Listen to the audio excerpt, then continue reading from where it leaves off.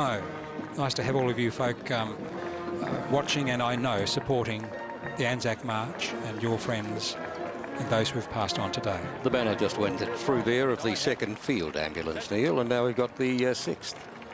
Perhaps Ted Galloway was with the 2nd Field, I don't know, and perhaps Don Clark, a former Jeep ambulance driver, is with the 2nd Field Ambulance. Again, we've not received an update on these the leaders for these two units, both Australian Army Medical Corps units for the 5th and the 11th Divisions. I think you can hear a little bit of tapping there from the drummer. You can, from the Vermont Secondary College Band. Yes, they may be just about to break into song. Let's hope they are. There we are, a bit of applause for the band. One of the younger members of our audience here today. She's peering down the road. Who's coming next? Oh, it's the 1st Army New Guinea Corps.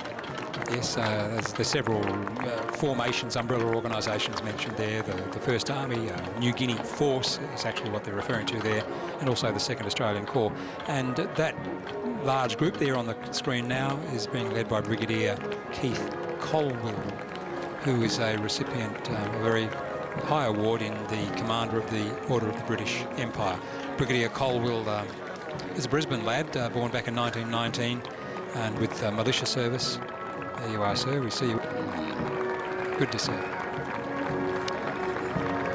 Brigadier Colwell later served in the Australian Regular Army and actually ended up down here in headquarters of Logistic Command, finishing up in 1974.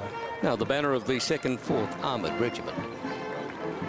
Bob Peel is the leader, I presume, in the wheelchair there.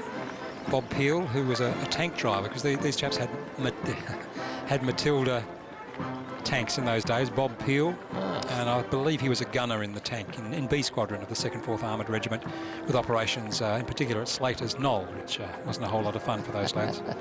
I think they know where the Canberra is these days. They've done this before. This is the 13th Armoured Regiment.